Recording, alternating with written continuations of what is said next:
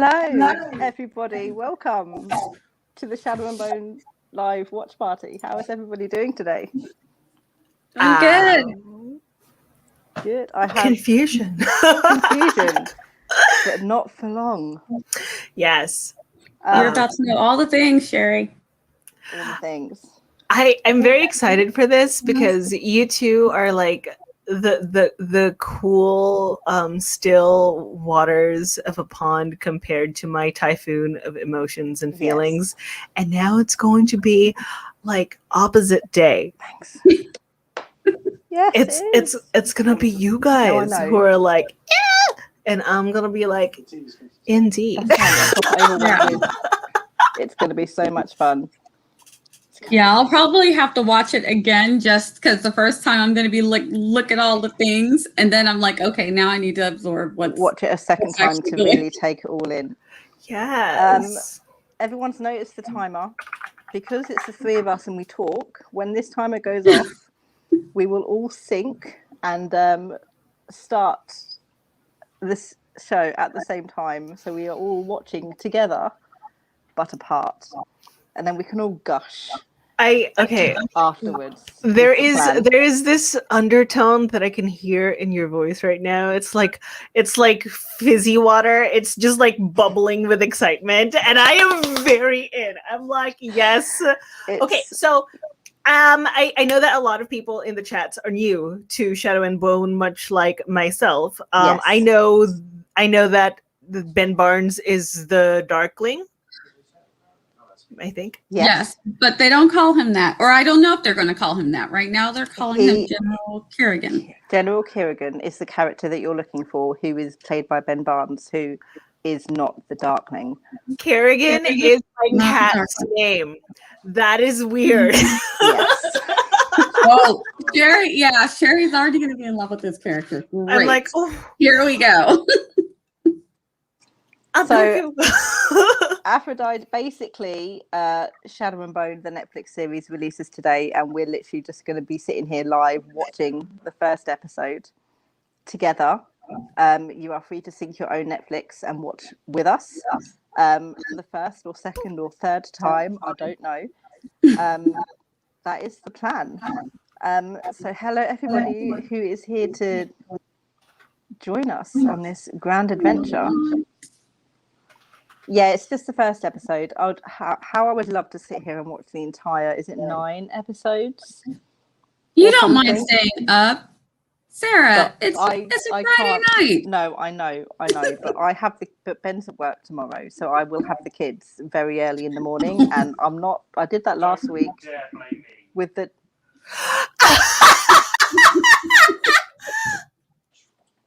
I'm not blaming you, I'm saying... This is why I don't want to stay up. I want to, but I can't. Basically, I was dead enough with the 24-hour marathon, having to go to sleep and then wake back up. So we're not doing it again. It's not technically your fault, Ben. It's just you. But yes, if I could marathon this, that I would have. If I could, you guys can. I unfortunately can't. I have to go to bed after the first episode.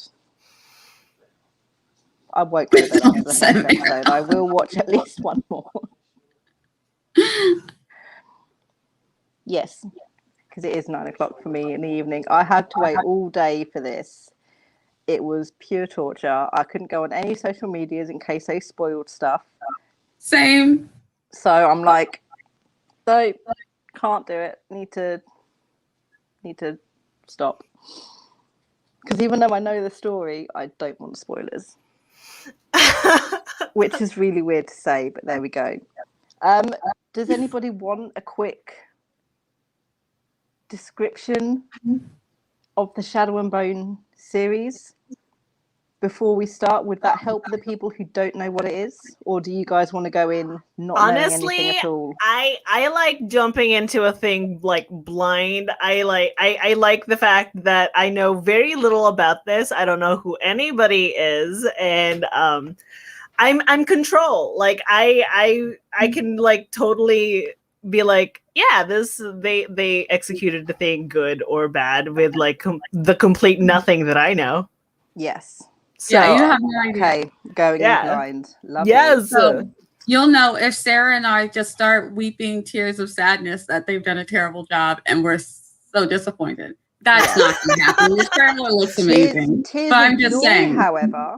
tears of joy, however. Yes, there might be some tears of joy if everything looks really good. Yes, definitely. We are not using teleparty to group watch because we might get demonetized, and that's not cute.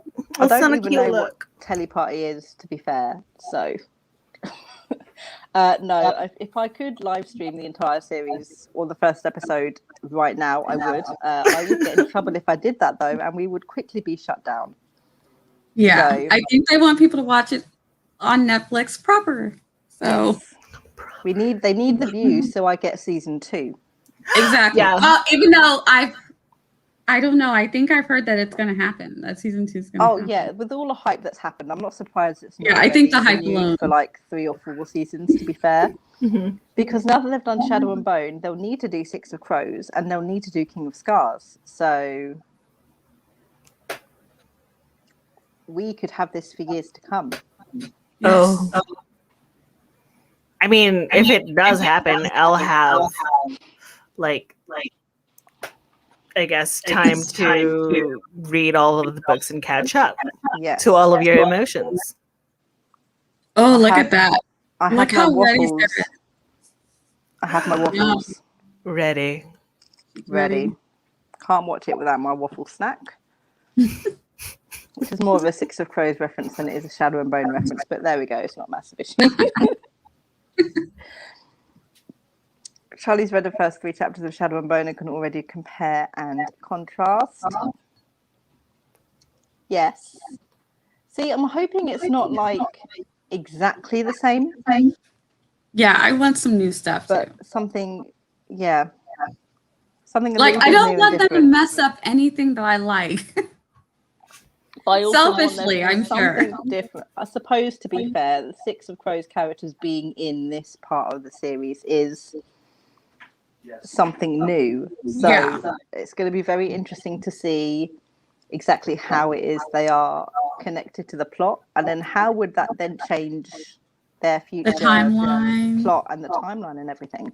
I see. Yeah, Yeah. that's what I'm curious about because I think I like this because the Six of Crows characters are so young when this happens 6 years from now. Like, it's Shadow and Bones, and then what happens in Six of Crows is like 6 years later. So if they've mashed this up well so that the Six of Crows characters aren't babies when... We're here. Oh, we're here? We're at the time? I think they have aged them up, but yes, it is time. If everybody wants to Oh, press we gotta play, be quiet now. guys, we shall begin Shadow and Bone. Are we ready? Let's go.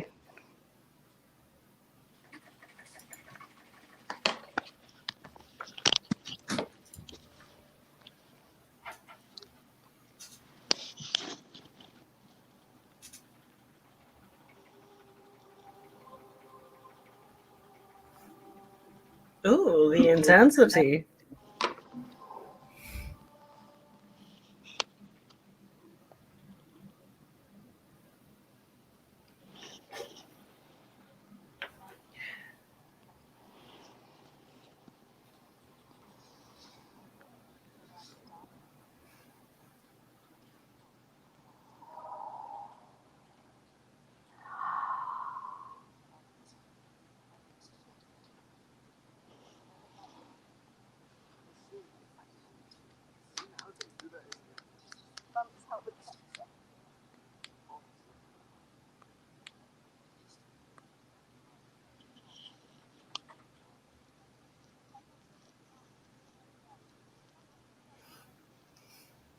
Is it working? Is it working? Yeah. Okay. Alright. I'm watching. You might just hear Sarah in the background.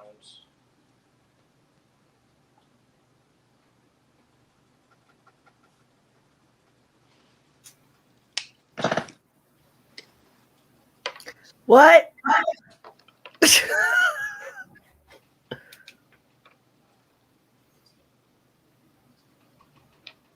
The whomst?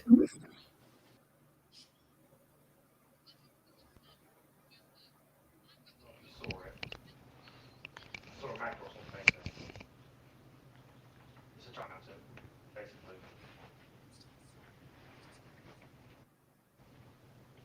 Oh, it's magma as well, isn't it? So. Oh, I love that. It's like Day After Taco Bell or whatever it is.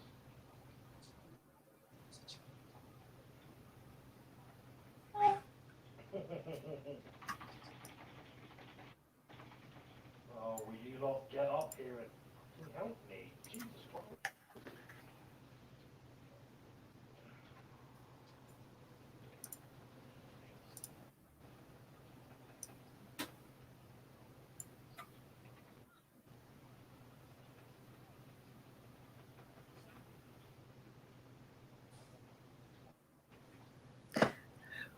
Between 9 and half 9, yeah.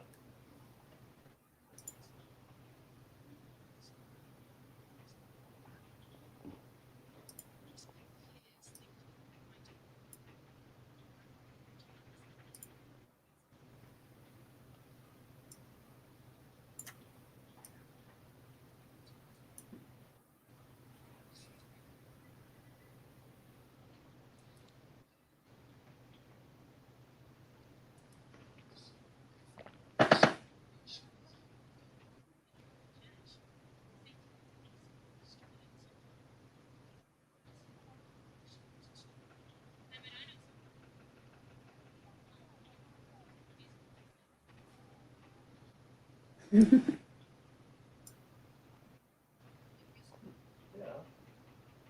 All of them are quite good. Well, no, the Brachydios one's quite good. The Betelgeuse one's okay.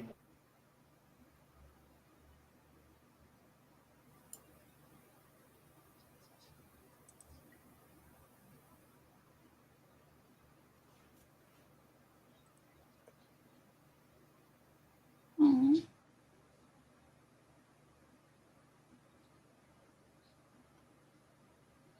Delicious.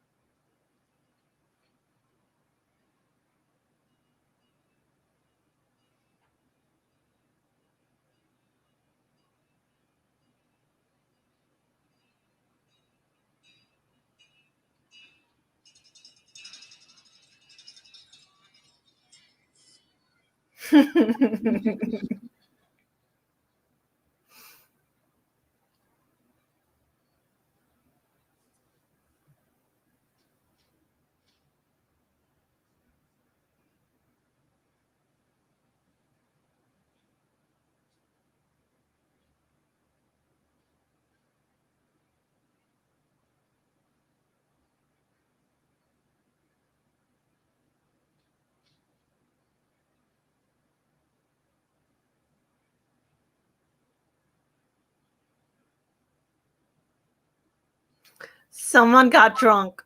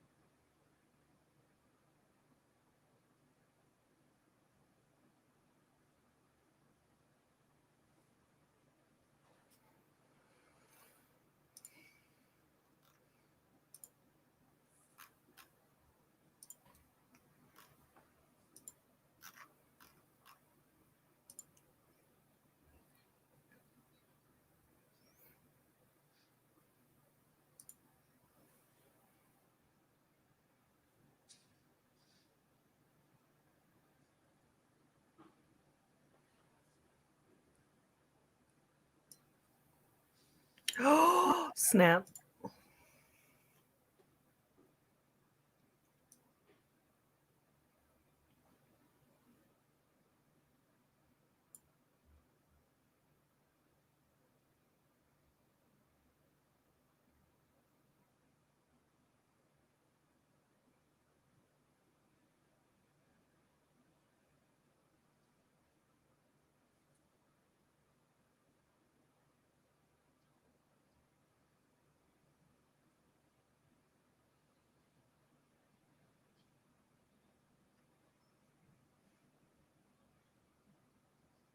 Mm.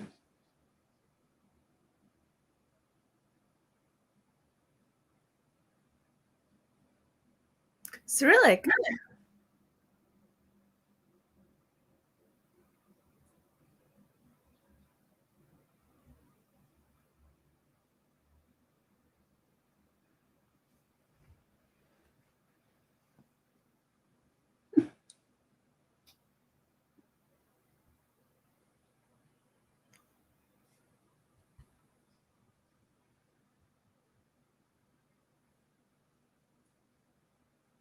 No way.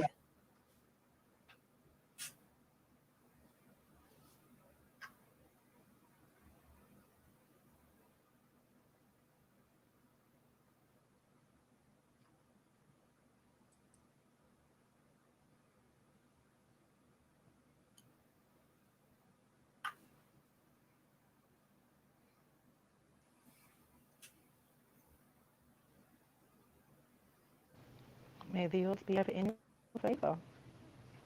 Sorry, you talking to me? No. Okay. There you go, he's dead already. That was easy. Mm. I'm over the carving. What's the point? And you're blue, you're white.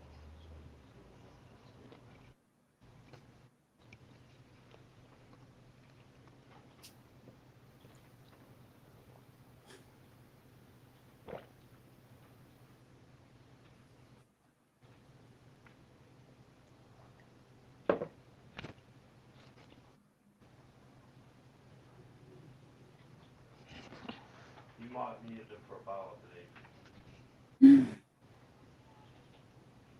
Speaking of Jagras. A Jagras? Why would you need Jagras? They're not good parts for a bow.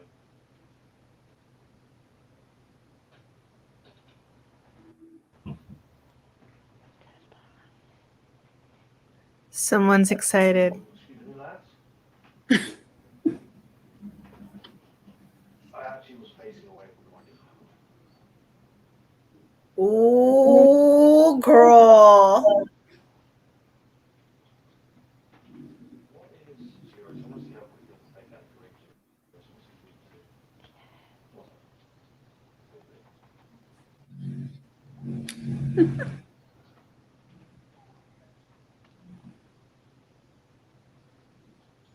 Well, if you go to, when you go to post a quest, tell you if it's got a little space where you put it, normally they give you like mantles or something like.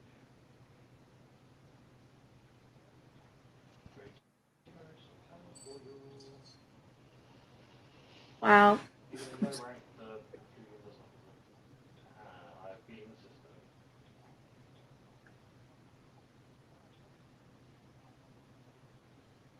Hello, great heroes.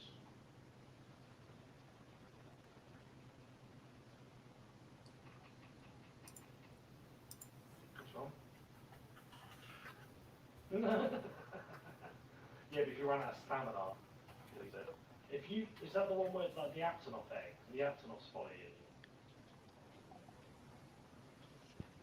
Yeah, so if you wear the gear mantle, they ignore you for the majority of it.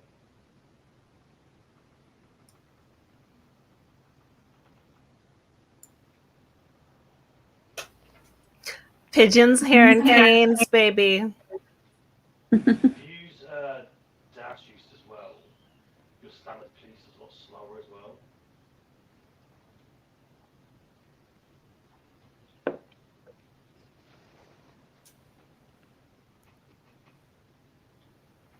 Curious is dead. Cow's easy.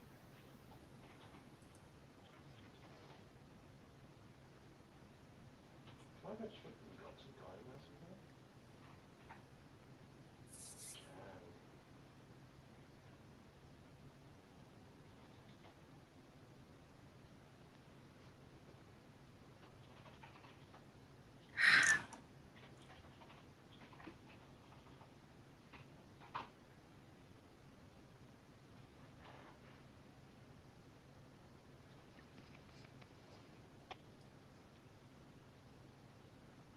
Wasteland Jackman.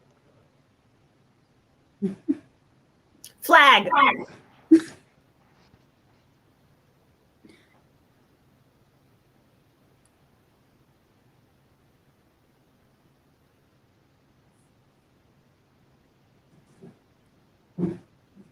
Mm.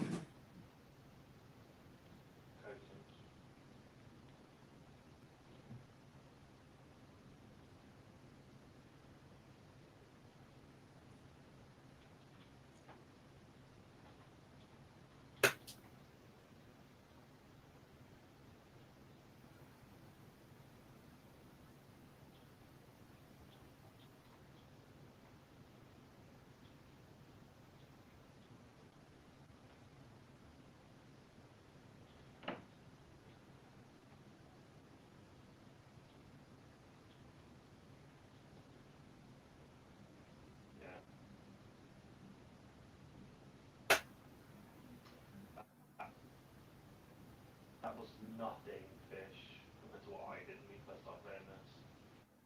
I forgot to sell them for God knows how long. It wasn't until we started playing Iceborne I realised, oh yeah, I've got all these that I don't need. I think I had well over 10,000.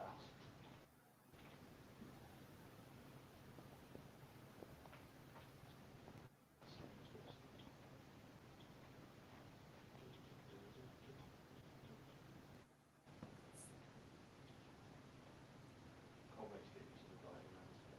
I know you'll love it.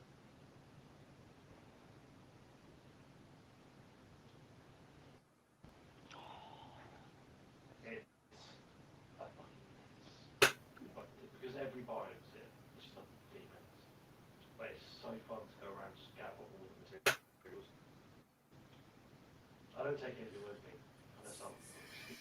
That's a good line. Okay.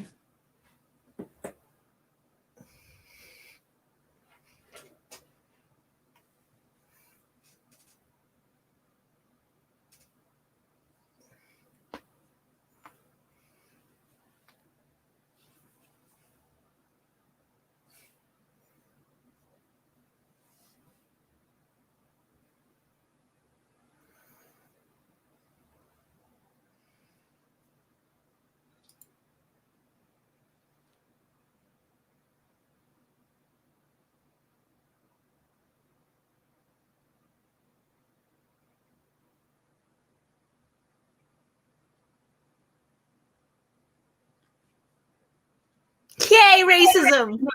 All right. I was like, you can't escape it. Nope.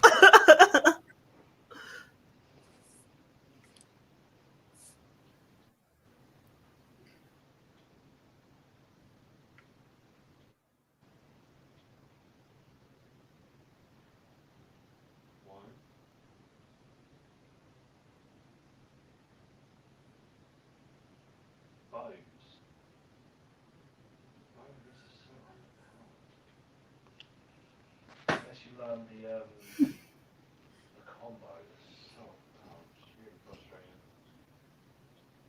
They get better in Rise, are a lot better in Rise. Oh yeah. Yes? Yeah, that's just all in it.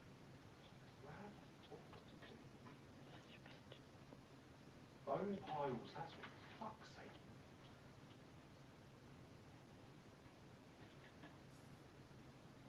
Robots. Yes. What are you chasing?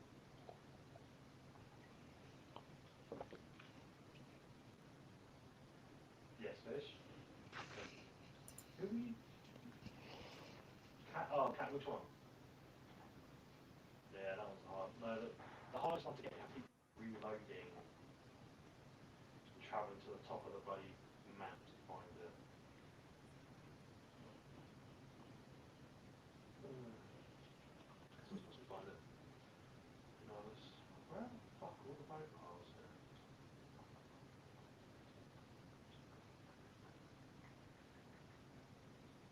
The boats.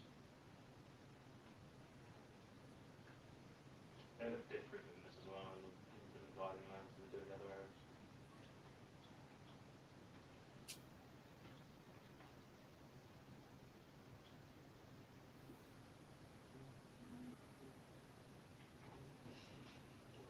That one.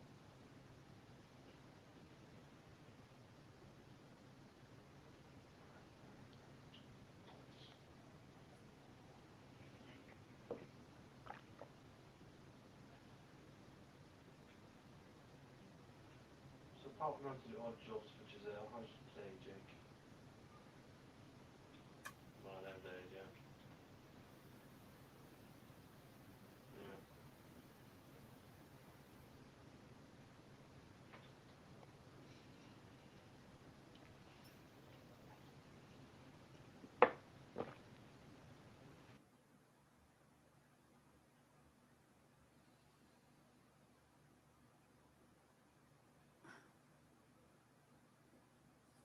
Yeah. Mm.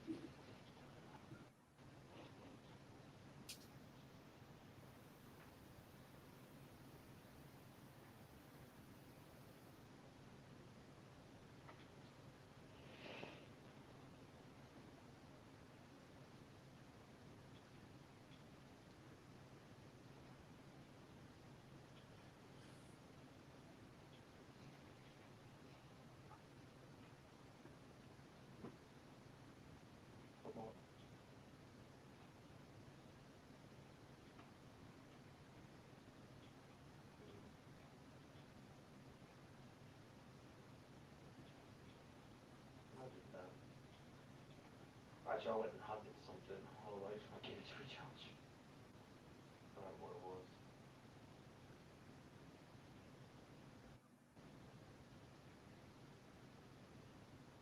Yes. You can't fight them. If you fight them and don't kill them and then go for the X, he chases you.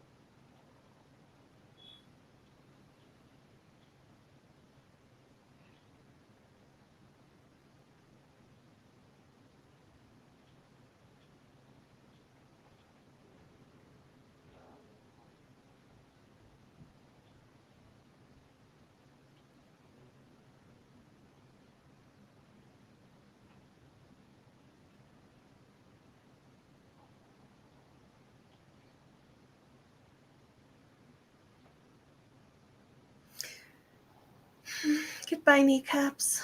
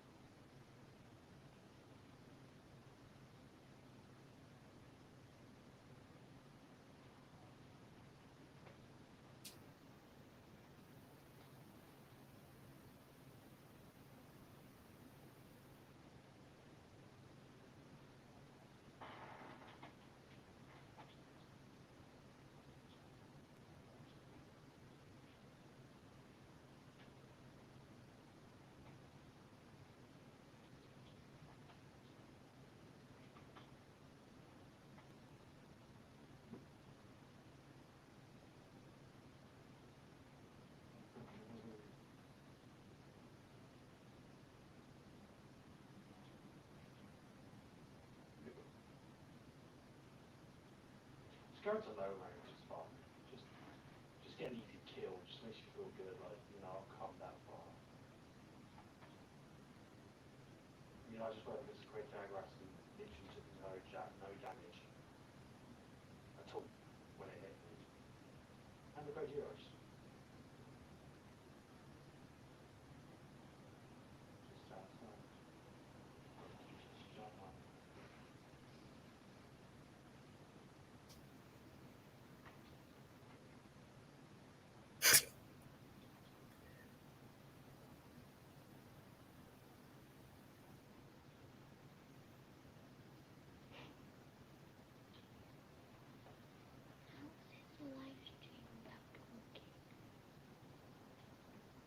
Yeah, I know.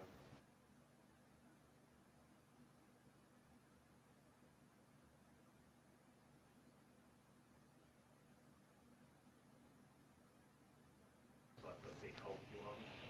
Especially things like the longsword or the greatsword or that where you've got to take your time with it. Time it right. Sometimes if you time it wrong, you're stuck in a frame for a moment while you wait for yourself to recover. Which can just be a pain in the arse.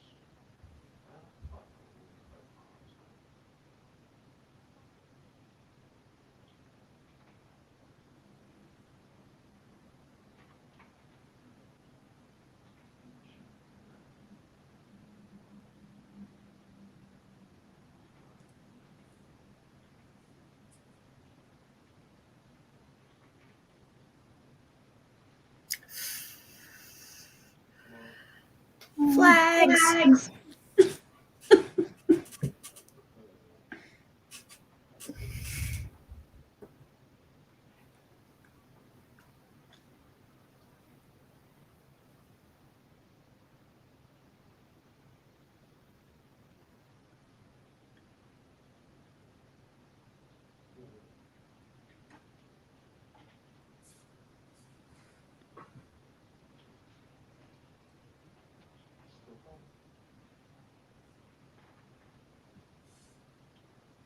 Oh, made it work. I just hates the fact you have to grind for parts. Like, you realise that's the issue with the point of the game. Dude, it was too difficult and boring, like, just make it.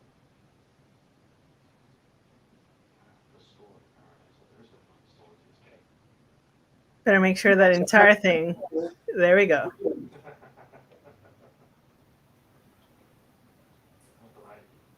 One time's never been known to have a good story. It's not. Never really had a good story. Even this one, like they tried the story in, but it was a bit.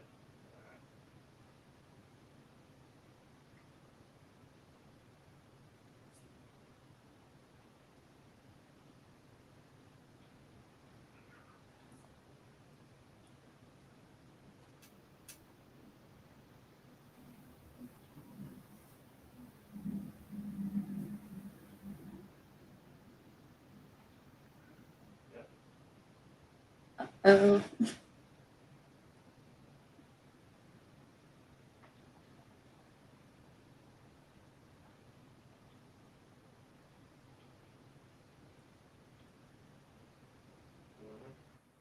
Mass Effect, take out the story and it's a mediocre third-person shooter.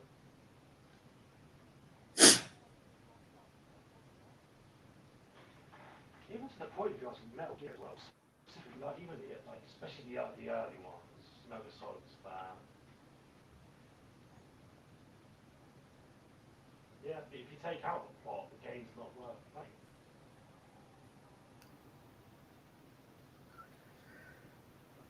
What should do? Sorry, no, sorry, carry on. Carry on, please.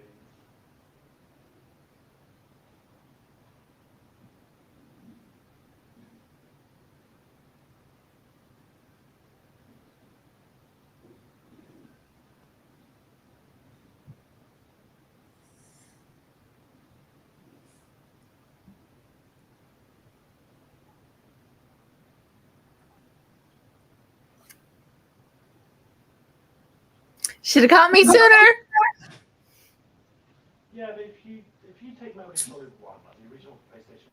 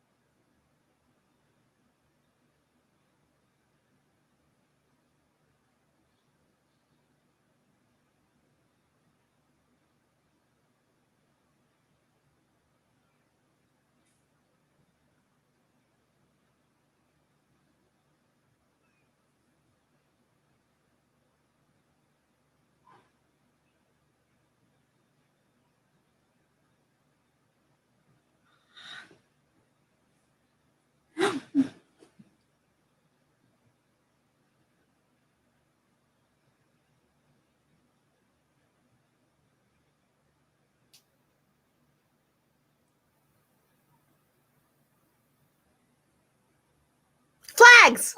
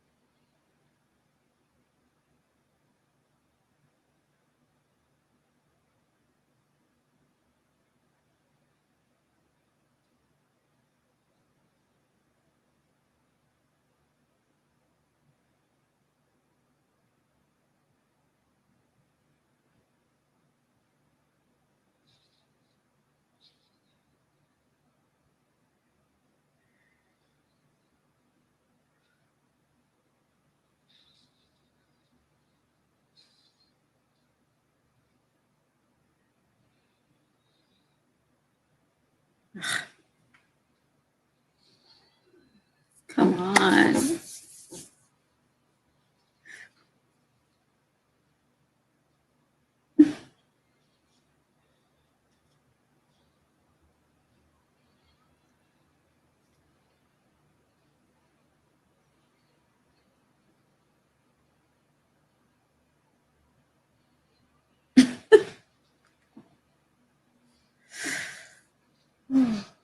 Oh, where'd your arms go? Oh.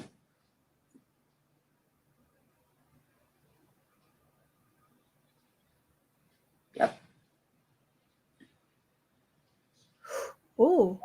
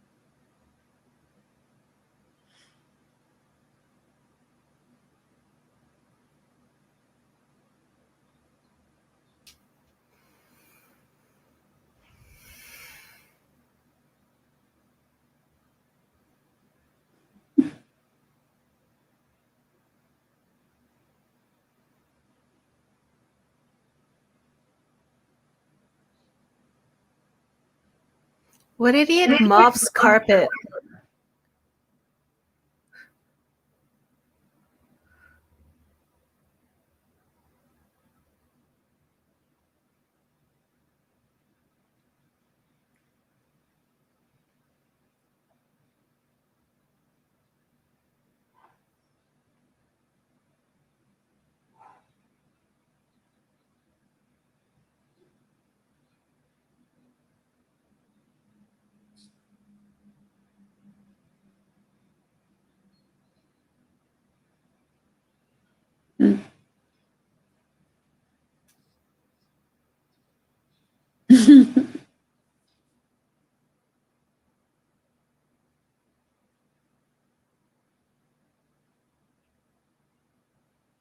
Knew it.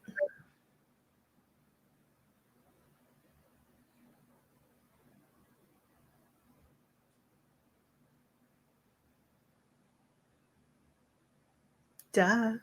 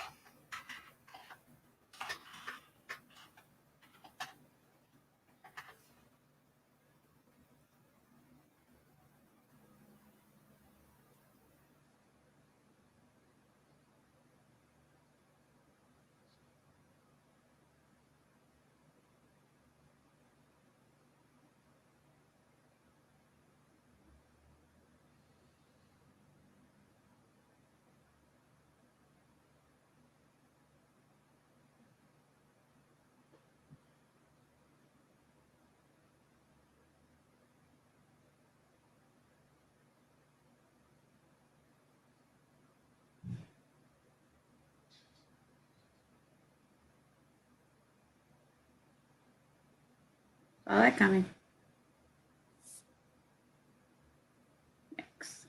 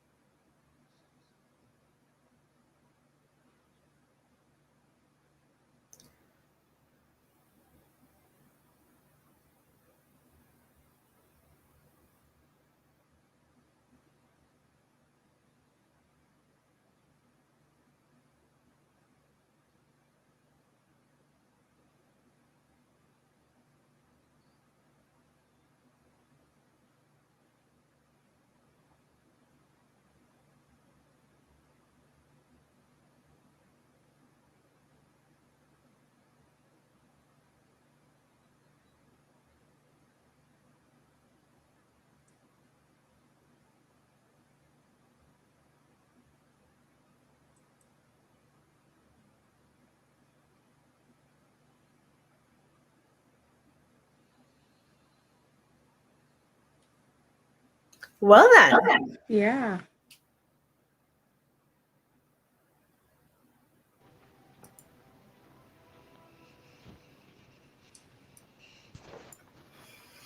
Can't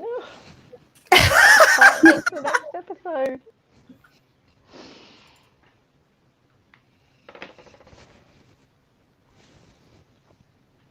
Okay.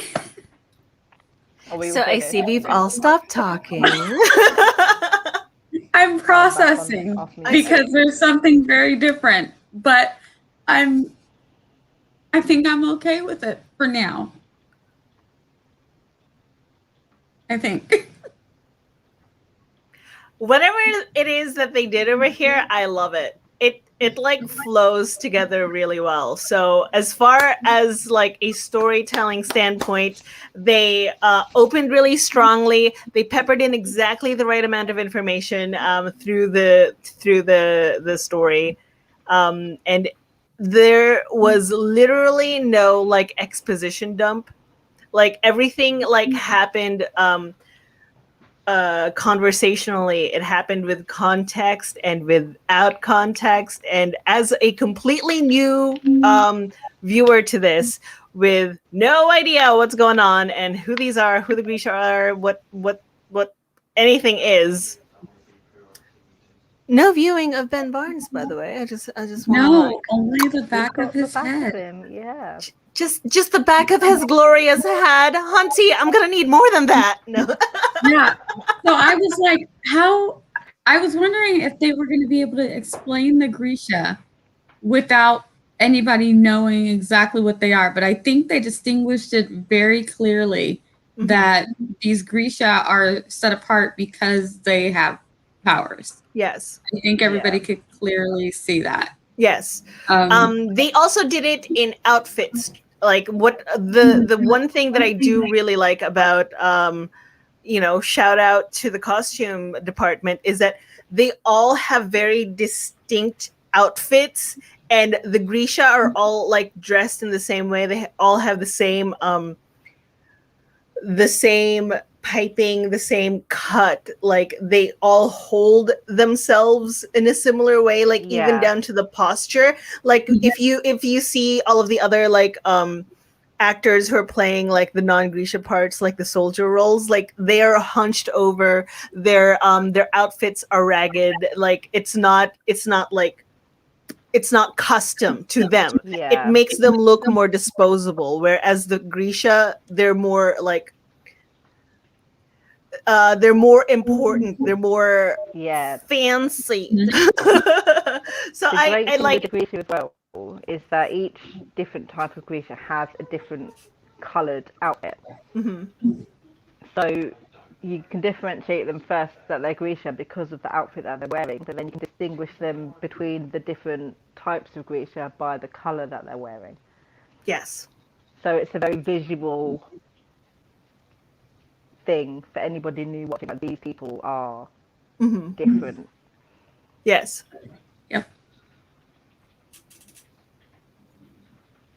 I didn't even realize the colors. I like I like how they introduced the crew in the casino. That was really, really quick storytelling. I know nothing about this world. I keep saying that, and which is why I have less to process. Like you all have like your feelings about what you have your headcanon to contend with and fight with in the darkness, in the fold, if you will. However, I have none of that.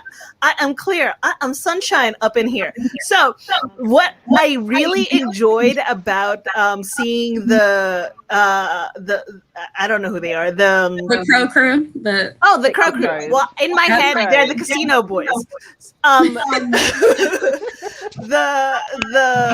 The people in the casino, they were all incredibly distinct. They have their own. They each have their own weapon, and even before you get a face, you get the weapon. Even before you get a voice, you get the weapon. With the dude, it was first of all, he noticed that's a fake, and then he shot the thing in midair. That was cool. You know immediately what his deal is. Yeah. And then the cane immediately, boom. You know that this is the mastermind. This is, you know that in that cane is a sword, baby. Like this is not this is not a device that is just for keeping you steady. It's also kind of a metaphor. I don't know him, but he has a hidden weapon. You shouldn't be able to see any. This is a mask, baby. Like, I am more than what meets the eye. Like that, I like that. And then Inez, like, materializing out of the shadows. Like, he looks at the window, there's nothing there, and poof, there she is. It's like she's made of shadow and veil. Yep. I love her. Yes, exactly. See, this is why she's my favorite character. I'm just how is she not everybody's fave? I'm sorry. And then that one thing she said, I would have followed them in, but I would have to use my knives. Yes. Weapon. See, like, this is good. I like how they did that. This is very intriguing. It was fun to see all of the characters because even though they changed Alina's ethnicity, didn't they? She wasn't originally half Shu. Mm-hmm. But they changed that for the TV show. I can't remember exactly why. I think for the added depth of the character. Yeah. But each of the characters, from what I've read, really do embody what we read in the books, which I thought was absolutely fantastic. So they're all the same, and they're all I can't word. Yeah, they very much fit. The casting is spot on. It's very good. Like I so far not disappointed at all in the casting, and I was a little bit worried when it was first cast. I was like, I don't know. No, that's them. Yeah. Although I do admit, Kaz had a bit more of a baby voice than I thought he would. He sounded younger than he looks, or what I assumed he would sound like in my head. Interesting. I don't know why. It's his tenor. It's not like bass enough. Yeah. But I feel you. Like, give this boy a cigarette. I don't know.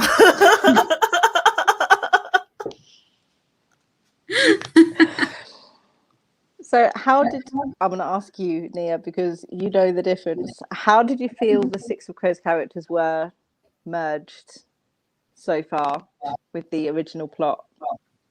Okay, so far so good. I'm still going to be tripped up about the age and the time. But I'm just going to go with it as far as that goes. And I don't know how this is going to go. They're going after Alina. So this is very, anybody who's read the book knows this is very different.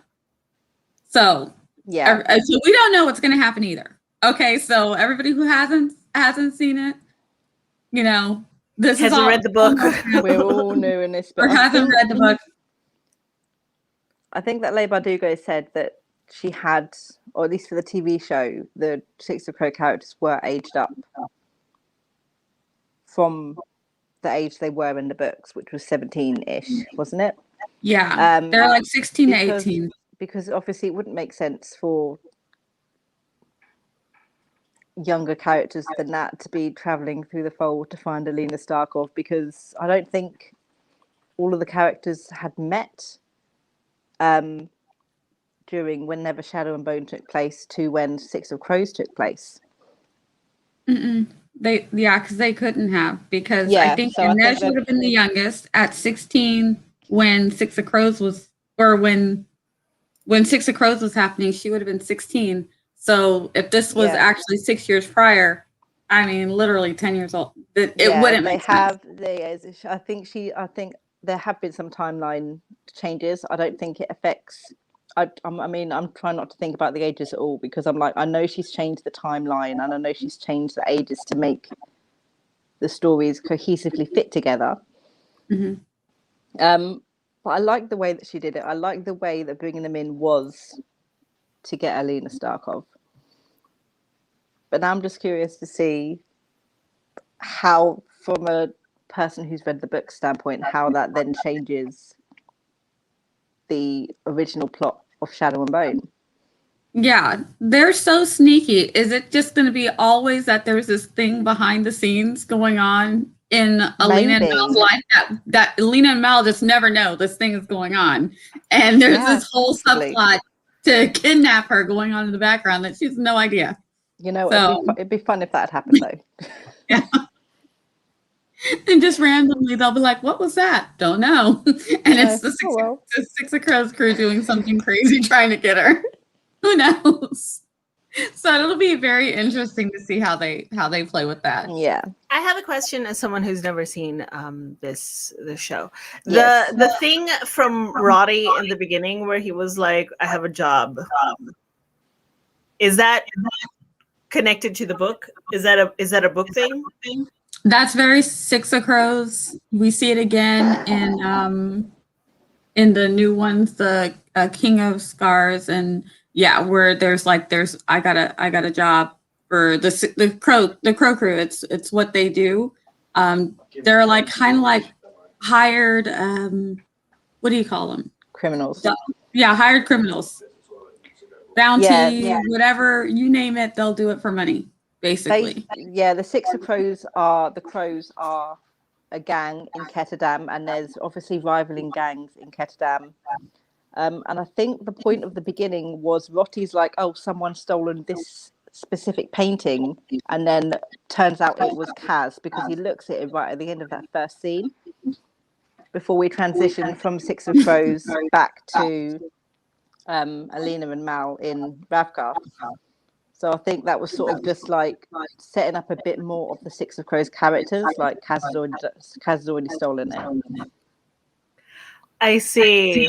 So that whisper of you know who steals these things is just you already got it, so give it.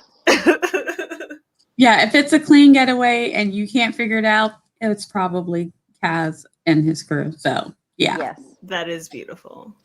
That is incredibly beautiful.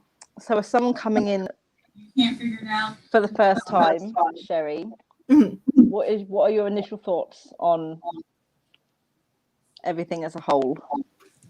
This dark as fuck, yo.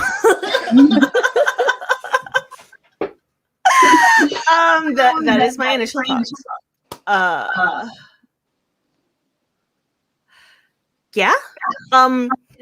What confused me was all of the way I keep hearing about this stuff. Like, I did not expect it to be like pre-World War One technology.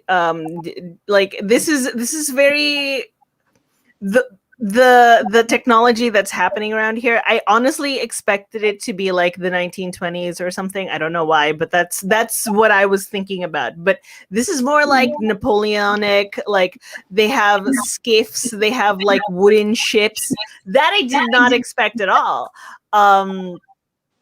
Like the fact that they tied in two warring nations as well, and like a people that is constantly in a state of war.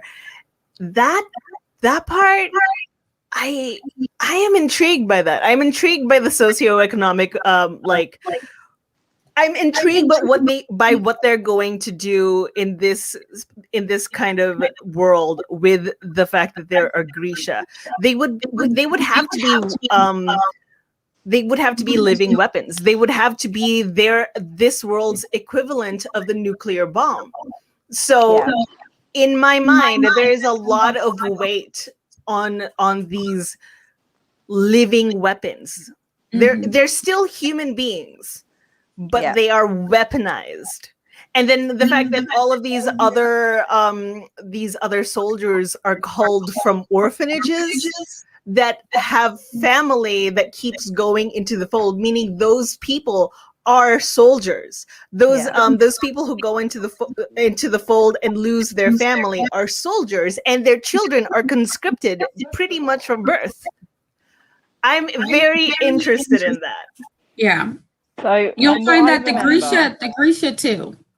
Grisha is not always like my parents were Grisha, I'm a Grisha. Your parents could not be Grisha, and then you are born a Grisha. So very similarly, the Grisha families have been going through the same thing that the non-Grisha, but once they've been found to be Grisha, then they kind of get elevated, but they're still weapons or used. You know what I mean? Yeah. Used, but you're at a higher tier. You get a better gun, but you're still a bullet.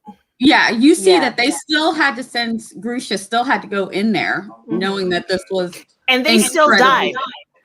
Exactly. They are exactly as unprotected as anybody else. It's just they cost more. Yeah. Yeah. Because there's less of them. They're not as expendable. I think if I can remember how it goes, there's a bit more detail that I don't know. So there's 3 main countries who are at war. There is Ravka, which is where the Grisha are from, who are in the center. There is Shuhan to the south beyond the mountains, and then there's Fjerda, which is to the north. Now I can't remember. I think it's Fjerda and Shuhan who are at war, and Ravka's caught in the middle. Yeah, because obviously that country borders both of the other countries, and it's just been this state of 3 countries against each other, and then borders shift depending on who's winning against who at whatever time. So it's been sort of like that state of war. I didn't notice that there was a 3rd country, but of course there would be in order to like create a perfect stalemate. Yeah, we saw Shuhan because obviously Alina, but I don't think Fjerda's really come into the story it got mentioned. It got mentioned with that guy with the boxing ring dude. Yeah. He said something like, this is where I am so grateful that I have a weird memory that remembers everything. He said that you have to cross some kind of tundra in order to get there, and it would take 4 months to go around. Yeah, because the fold expands from one set of mountains to the north with Fjerda to the other set of mountains in Shuhan. So you have to cross into another country that you're at war with in order to it's this long blockage. You know, so trying to get around, that's why they want to go across. Do they talk about the etymology of the fold? Where does this fold come? Not the fold itself, but the word. Why is it called the fold? I want to say that it's explained in the books, but the fold is centuries old. I don't know. Let me find out. I don't know why. I mean, it's like I know what it is, but I don't remember why they specifically call it the fold. Yeah. That Sherry seems like it asking should have real been. questions here. Yeah, it feels like that should have been more important now, but it just wasn't. It must be in there somewhere. I want to say it's mentioned, but I also don't know if it actually is. Yeah, but it just used like people used to live there, and what? See, I don't know. Is that spoiler? I don't know if I want to say. Actually, I don't know if it is spoiler because when you look through the little bits of the 3 feet or so past the skiff, you could see like old dilapidated things. Like there's like wooden stuff there. There looks like some form of like humanity touched that area. But I don't want to say anything that's gonna like, oh, I didn't know that. But yeah, since you picked up on that, yes. I pick up on everything. You could Sherry. You could write something, and Sherry will pick up on something you didn't even know you'd done. It's my magic powers. Yes. Yeah. The fold is also known as the Unsea. The unseen. Unsea. Right. Like, okay, yes.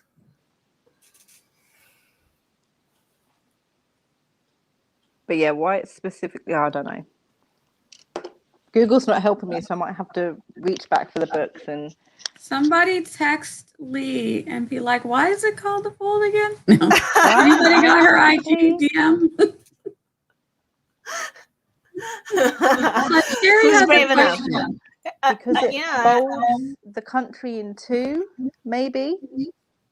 Well, it splits the country in two. I mean, I know it splits it, but would that be a fold? I don't know. This is like now that we've stumped on this question. What did you guys like identify as being wildly different than what you expected from the books? Not a lot, to be fair. No, honestly, it was so literally the only thing that's different is that the Shadow and that the Six of Crow crew are old enough to be involved right now. That's literally so far. Well, obviously, when he's introduced, the Darkling will be introduced as General Kirigan, so that's a change as well. His character name has changed. I don't know why. Maybe just to give it a slight bit of difference in how the story's told, perhaps. Yeah, I don't know. At first, I thought maybe they were worried about calling him Darkling, but then they called him the Black something. So I was like, oh no, that couldn't have been the problem. So yeah, I was like, I don't know why they don't call him the Darkling. Then I don't know. Changed his name so people didn't know that he was the Darkling because we all knew. Well, we knew. It's like, come on. We know who he is. So that's a slight difference, but I don't think that's going to change anything at all, really, in regards to plot or character. But so far it's pretty solid and nothing major has changed or is different. Although, wait, did Zoya try to seduce Mal in Shadow and Bone in that first? I don't know if it happened at the beginning, but I know that it does. See, I don't want to get any spoilers. Yeah, for people who are about to watch it. It seems like that might be that things might have been a little bit sooner there. Yes. Then that's all. But it introduces her, so that was cool. And very much I think it's better because and it shows that maybe there was some flirtation going on, pretext that more than what we got in the book, I might say. So that they already knew each other. I honestly liked it because it was like a strong female being like, hey, I want to go. Yeah. I love that. I dig on that. And to be fair, the fact that Mal walked away and then she was just like, okay, I have to work a little harder then, aren't I? Hunter's mark. Yes. Yes. And later on, Zoya does become one of my other favorite characters, but not in the first book. But I think that because they're integrating things more, we'll see how it plays out. Don't kill me, but I think I'm a bit cynical for series like these. I keep thinking, another story that teaches about a girl who prefers to be left behind for a boy.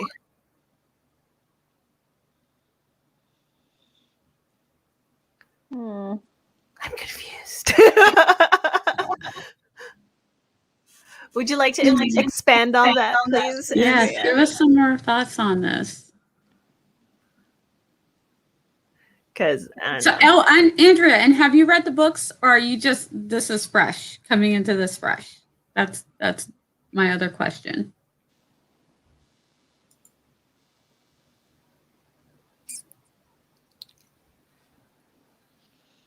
Abby says the characters weren't what they imagined in their head, but it wasn't a bad change. Indeed. Oh, see, now I want to know what is different about them in the show than what you expected in your head. Mm-hmm. Yeah, I remember when they first did the cast, Kaz was the only one who I thought, I didn't see him as Kaz, but I feel like he fulfilled the role. Like his character, I remember how you were saying he had more of a babyish voice. Yeah, than I assumed he would. That's what I thought about his whole features outside, but I think that whatever they did with the makeup and the hat and the hair and everything, he got the look. And so I think because I was so like, oh, I don't know, in the beginning, that seeing him in it, I was okay with it. I was like, okay, he did it. But yeah, the voice still, but there's only so much you can do with the voice. But when he was first cast, he didn't look like what I thought Kaz would look like. Yeah, because everybody else sort of like, they didn't need to change the way they looked to be like, oh yeah, that's Inej, that's Alina, that's Jesper. But then with Kaz, it's just like, I sort of see what she's going for, but is it going to be able to pull off? But you stick everything together with the costume, and it's just like, okay, yeah, no, I see.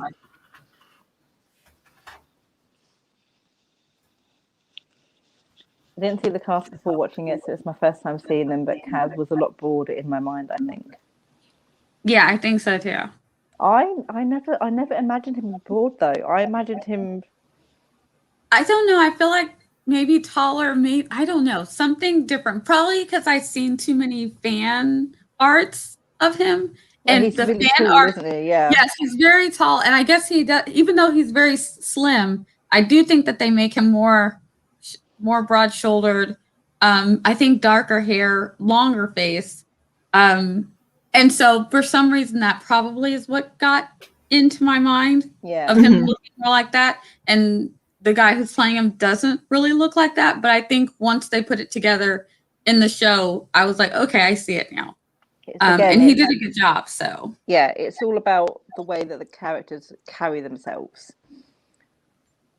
So with Kaz's movements and his facial features, and like the first time we meet him when he's got the cane and he slams it down, and that look that he gives Jesper, it's like that all together sort of makes Kaz. Even if everything else is a little bit not quite what you were thinking it was going to be.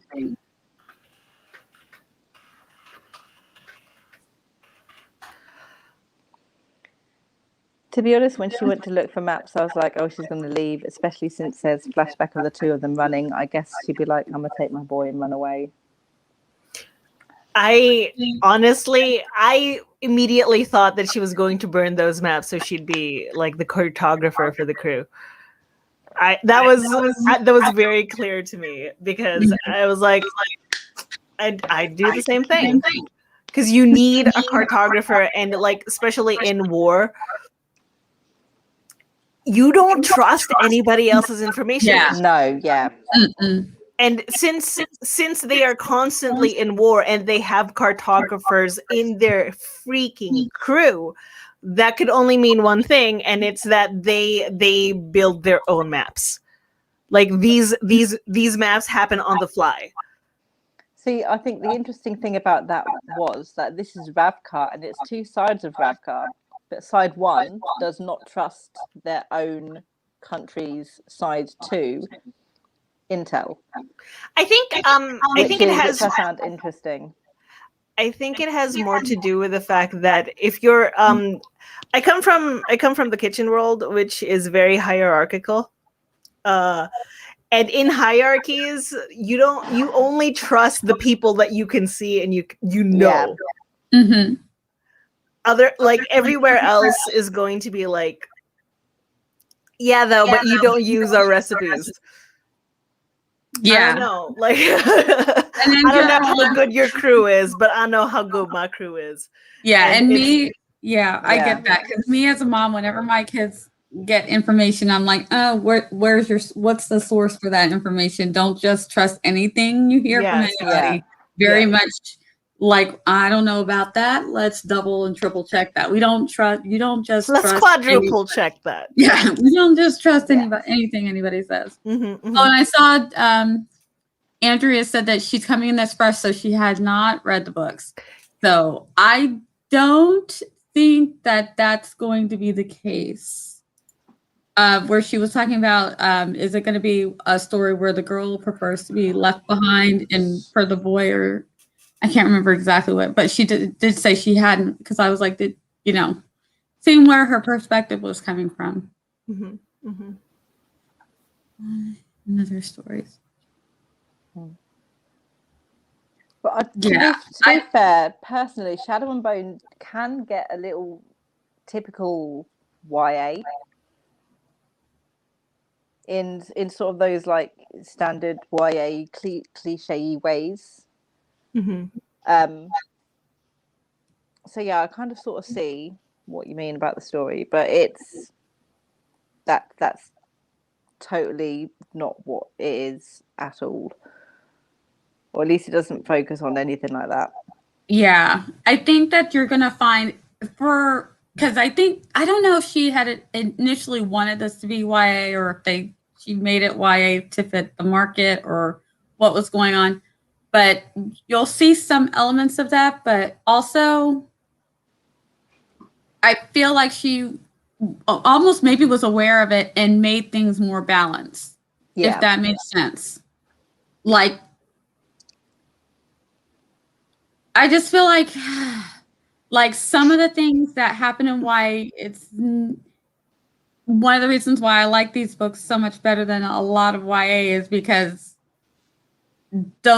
some of the things that we don't necessarily like are so minimized. Yeah. That it doesn't seem like it's not the main focus. Like, she's like, there's not any girls that are just like lose their mind. I don't know. It's the readers that lose their mind over the boys. It's not the girls in the book. That is exactly correct. Like that. Like I actually don't know, but that is the correct way to go about that. You need people to feel what those like characters in the books are supposed to be feeling, because otherwise you did not hit it correctly. Yes. Yes.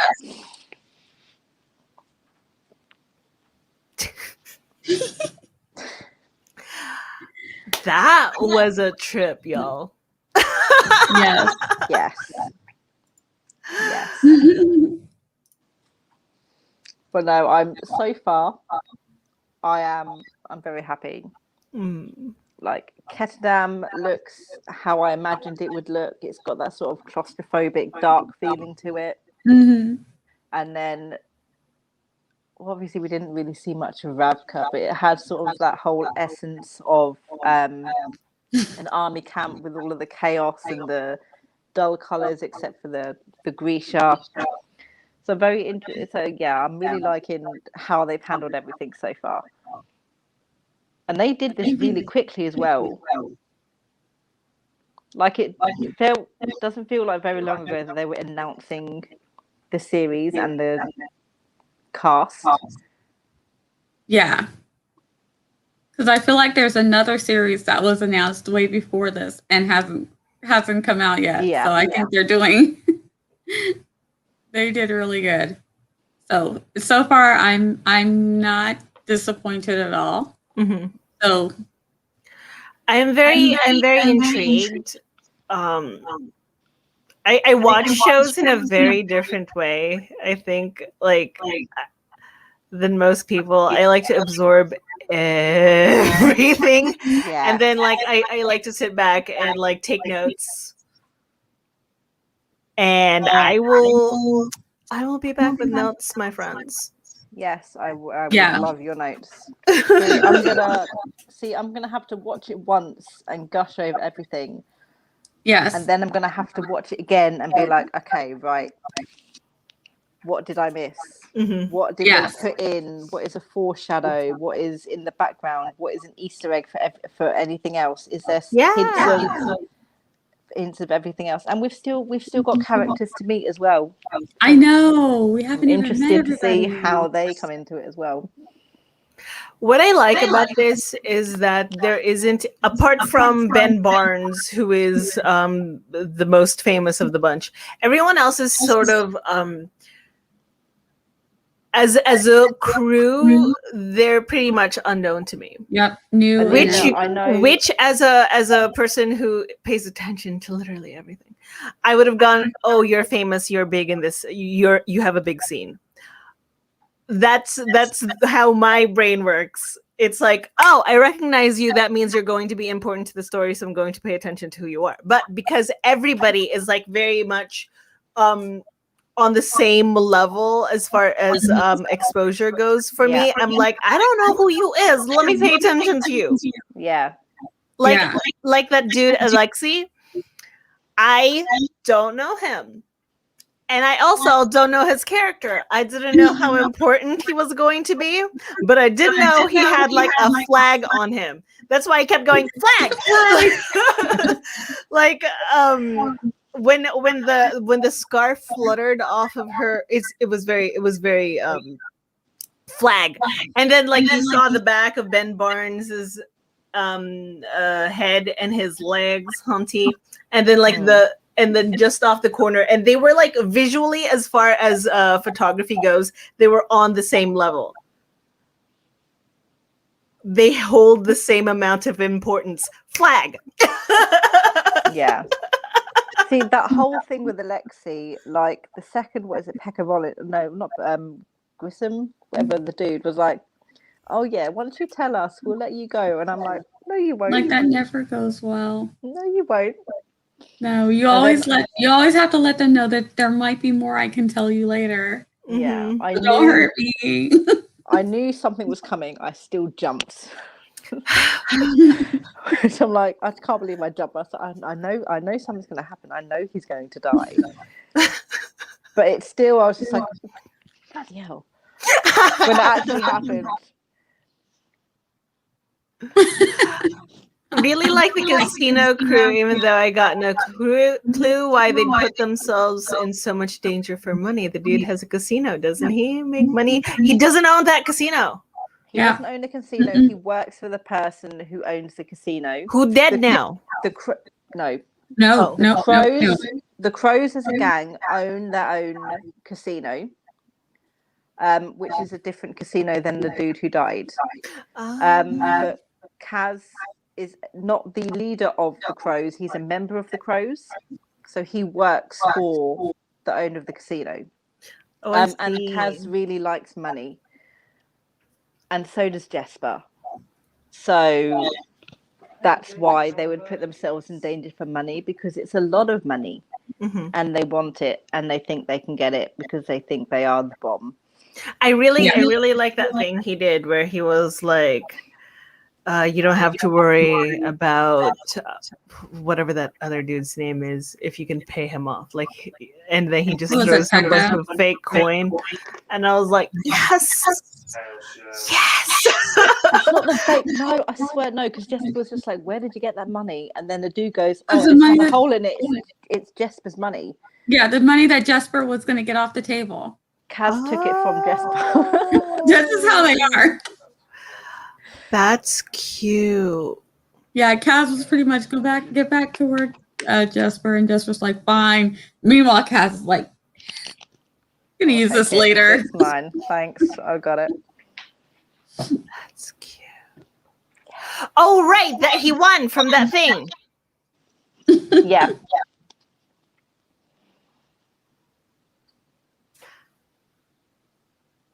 Okay. Yeah, no. I love that. Yeah, they just keep doing heists and random criminal activities for money. And sometimes I do like the fact that they have that playful kind of artful dodgerness about themselves. Like the fact that they steal from each other, like you know how old these people are. Not old.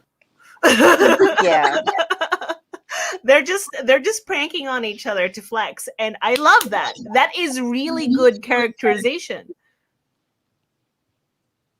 Yeah, there's so many little things which are a nod to characterizations that fans of the book will notice, but they're also very specific characterizations to help you quickly get acclimatized to who these people are.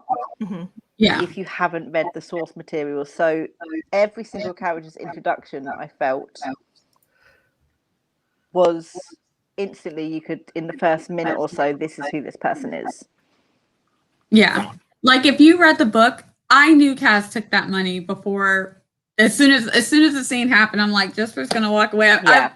I was like, why didn't they? I was thinking, why didn't they show Kaz taking the money? Because I know he took it. because we but we find out later. So it's good. And it's all then good. yeah, so the readers know that he would have taken that money straight away. The new people find out when he find tosses out, the money, oh, which is very took the money. clever. Yeah, Very clever. so I like how it caters to the fans. And this wasn't to... and this wasn't in the book, so it's just knowing the character. We just know. Yeah. That's So, okay, I like that a lot too because it's new to you, but not new to you. It's a familiar. I'm really into that. So I have to ask you two if we're ready to wrap this up because we are in hour 1.5 of feelings and emotions. And I want to watch at least episode 2 before I go to bed. Yes. Yeah, I'm gonna watch it. I'm rapidly losing time to do so. Yes, and I wanna. I am available to you guys for hugs.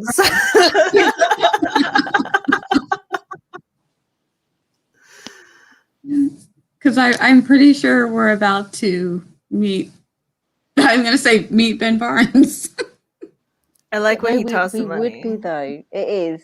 It's with both of the books. I think more Six of Crows than Shadow and Bone. Mm-hmm. There is always, I want to say, it's like a Marvel movie where you've got the intense characters and these intense moments, but there are these very quick, very sort of realistic, relatable moments where they are not intense, or they're joking, or they're having fun, or you can really see past this intense sort of wall that all of these characters have up as like a little sneak peek to the person that they're trying to hide. It's also gallows humor because you can't be intense all the time. Yes, because I was going to say it's not comedic, but gallows humor is it's a refreshing breath of just let's breathe for a minute. Okay, we're back to danger. It'll be a look from someone or a line from someone, or what was it? And Nesh said something about Jesper. Oh, I have a thought. Oh, we'll be here all night then. Mm-hmm. Rude. Like that's just a very quick breath of to step away from the intense. They know each other. They know each other. They know that if I like give you a little bit of a burn, it's not gonna bother you that much. Also, because Jesper wouldn't say anything against Inej anyway, because she would probably throw a knife at him or something. To be fair. All right, and he knows she will. Rating scale from 1 to 10. Sarah Cahill. Oh God. Cat I'm just. Oh, I don't know. 3 exclamation marks and 2 question marks. I want to give it a 10, but like, am I giving it a 10 just because it's Shadow and Bone and I'm excited about it? I might need some time to sit back and think. Immediate thoughts is a 10. Yeah, I was gonna say the same thing. I'm like, I feel like they hit the nail on, but I feel like maybe I'm gonna go back on the second watch and be like, oh wait, I didn't notice that before because I was too like glazed over to see the problems. So I will say initial. I almost don't want to say 10, but I feel like they hit the nail. They like everything looked like I would want it to look. The characters did the things that I wanted them to do.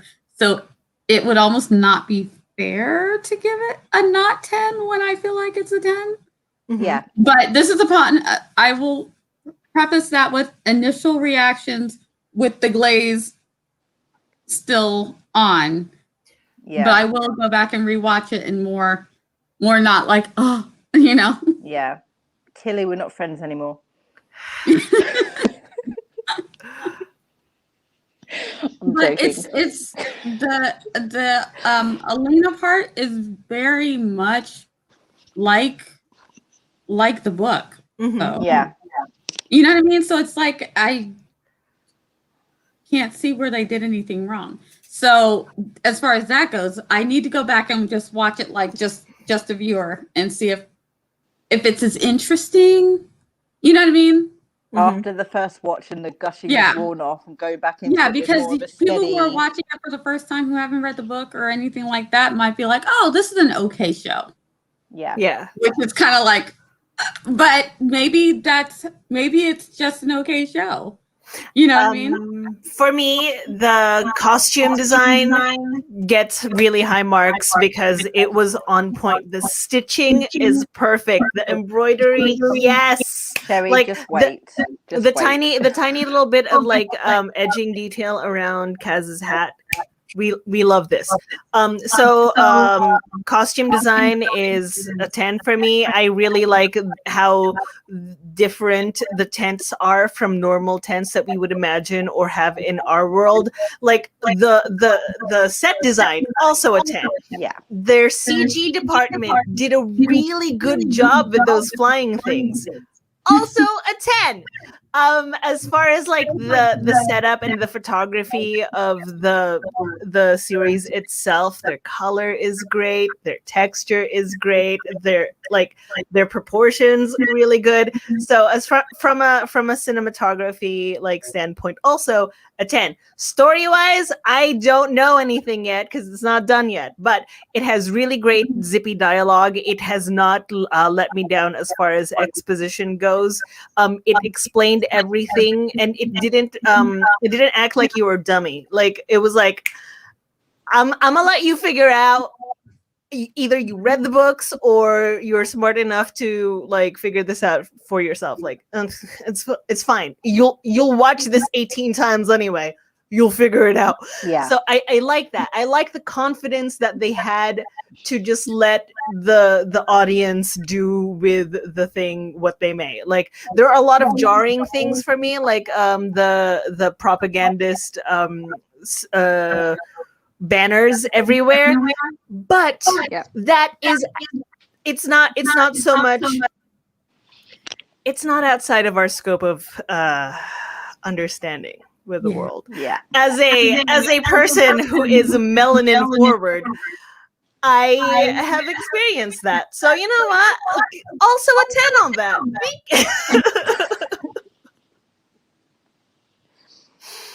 I'll give the story some room to breathe and like enough rope to hang itself. So really, my score would be 9 out of 10. Tentatively question marks. Yeah. See, I like this outsider's perspective. Yeah. For everything. Who's not just focusing on, oh, what's from the book, Yeah. So this is just a show. Yeah, I like when I watch something first and then I go back and read the book, but I'd already read the books before I knew that it was going to be a show. So I was like, I'm in now. So so I just went ahead and finished the series with the King of Stars and Rule of Wolves. I was like, I might as well already started. But like with Bridgerton, I watched the show first and then went back to the books, and I was like, oh, there's a lot of different stuff here. That's cool. With this, I think when you'll get more detail if you go back and read the books later. From the first episode, you might get more details, but for the amount of time that they had in a show for one episode to introduce everything, that's pretty good. Yeah, they did a good job. And they didn't handhold either, which I very much appreciate. Yeah. So how the rest of the series goes is yet to be seen. But as far as things matching where we are so far in the book, pretty darn good. Yeah. And so for me, it's like visually seeing someone's vision of the book, on screen. Yeah. Yes. It has met my expectations so far. Yeah. Which is all I could hope for. It's not a Percy Jackson adaptation level crapness, which I'm very happy about. So I'm going to round it. It's like I'm gonna save you from yourself, Sarah. Thank you so much for joining us. Thank you. We're gonna wrap this watch party up because Sarah needs to watch the second episode before she goes to bed today. I have been your friend Sherry. I stream on Twitch. I write other things that I do sometimes. You'll see me. Sherry's everywhere. She's everywhere. You'll find her again. Nia. I am the Vixen of Fiction here on YouTube and on Twitch. I do streamings on Wednesdays and Saturdays and sometimes on Sundays. I like to invite my writer friends to come on and stream with me sometimes. We have a good time. I am a writer of fantasy, sci-fi, historical fiction, and sometimes I combine them all together. You can catch my streams and see me here, and sometimes like I said, I like to stream with my friends. Yeah. Honestly, no one's linked down below. I completely forgot to do that because it's not like a sprint and stream. They will be links down below eventually. I'm not going to keep you guys. I'm Sarah. Hi. I write stuff. Bye. We're going to go watch more Shadow and Bone. Peace. I'm about to watch it all. See everybody later. Bye.